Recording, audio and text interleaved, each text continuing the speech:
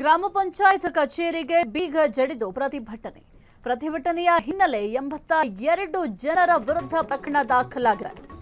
ಗ್ರಾಮ ಪಂಚಾಯತ್ ಕಚೇರಿಗೆ ಬೀಗ ಜಡಿದು ಪ್ರತಿಭಟನೆಯ ಹಿನ್ನೆಲೆ 82 ಜನರ ವಿರುದ್ಧ ಪ್ರಕರಣ ಕೂಡ ದಾಖಲಾಗಿದೆ. ಏಪ್ರಿಲ್ 3ರಂದು ಕಚೇರಿಗೆ ಬೀಗ ಜಡಿದು ಪ್ರೊಟೆಸ್ಟ್ ಅನ್ನು ಮಾಡಿದ್ರು. ಅನಿವಾರ್ಯವಾಗಿ ಬೀಗವನ್ನ ಮುರಿದು ಸಿಬ್ಬಂದಿಗಳು ಕರ್ತವ್ಯವನ್ನ ನಿರ್ವಹಿಸಿದ್ರು. ಅವಾಚ್ಯ ಶಬ್ದಗಳಿಂದ ನಿಂದಿಸಿದ್ದ ಪ್ರತಿಭಟನಾಕಾರರು ಕೊಲೆ ಬೆದರಿಕೆ ಹಾಕಿ ಸರ್ಕಾರಿ ಕರ್ತವ್ಯಕ್ಕೆ ಅಡ್ಡಿ ಆರೋಪ ಕೂಡ ಕೇಳಿಬಂದಿದೆ. ಇನ್ನು ಪಿಡಿಒ ಶೋಭಾರಾಣಿ ನೀಡಿದ ದೂರಿನ ಮೇರೆಗೆ ಪ್ರಕರಣ ಕೂಡ ದಾಖಲಾಗಿದೆ. ಪಟ್ಟಣ ಪೊಲೀಸ್ ಠಾಣೆಯಲ್ಲಿ ಪ್ರಕರಣ ದಾಖಲಾಗಿದೆ. ಇನ್ನು ಗ್ರಾಮ ಪಂಚಾಯತ್ ಕಚೇರಿಗೆ ಬೀಗ ಜಡಿದು ಪ್ರತಿಭಟನೆ ಮಾಡಲಾಗಿತ್ತು. ಈ ಒಂದು ಪ್ರತಿಭಟನೆಯ ಹಿನ್ನೆಲೆ 82 ಜನರ ವಿರುದ್ಧ ಪ್ರಕರಣ ಕೂಡ ದಾಖಲಾಗಿದೆ. ಇನ್ನು ಏಪ್ರಿಲ್ 3ರಂದು ಕಚೇರಿಗೆ ಬೀಗ ಜಡಿದು ಪ್ರೊಟೆಸ್ಟ್ ಕೂಡ ಮಾಡಿದ್ರು. ಅನಿವಾರ್ಯವಾಗಿ ಆ ಒಂದು ಬೀಗ ಏನು ಹಾಕಿದ್ರು, ಬೀಗ ಮುರಿದು ಸಿಬ್ಬಂದಿಗಳು ತಮ್ಮ ಕರ್ತವ್ಯವನ್ನು ಕೂಡ ನಿರ್ವಹಿಸಿದ್ರು.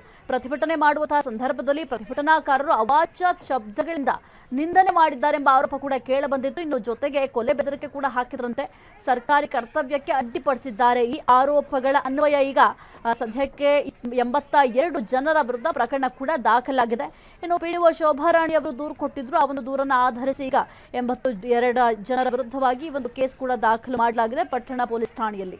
ಗ್ರಾಮ ಪಂಚಾಯತ್ ಕಚೇರಿಗೆ ಬೀಗ ಜಡಿದು ಪ್ರತಿಭಟನೆಯನ್ನ ಮಾಡಿದ್ದ ಆರೋಪದ ಹಿನ್ನೆಲೆ ಈಗ ಈ ಒಂದು 82 ಜನರ ಒಂದು FIR ಕೂಡ ದಾಖಲಾಗಿದೆ. ಈಗ ಅವ್ರನ್ನ ವಿಚಾರಣೆ ಕೂಡ ಮಾಡ್ತಾರೆ. ಜೊತೆಗೆ ಏನೆಲ್ಲ ಅವಾಚ್ಯ ಪದಗಳನ್ನ ಬಳಕೆ ಮಾಡಿದ್ದಾರೆ, ಜೊತೆಗೆ ಕೊಲೆ ಬೆದರಿಕೆಯನ್ನ ಯಾಕೆ ಹಾಕಿದ್ರು, ಅದೆಲ್ಲದರ ಬಗ್ಗೆ ಕೂಡ ಪೊಲೀಸರು ಎನ್ಕ್ವೈರಿಯನ್ನ ಮಾಡ್ತಾರೆ.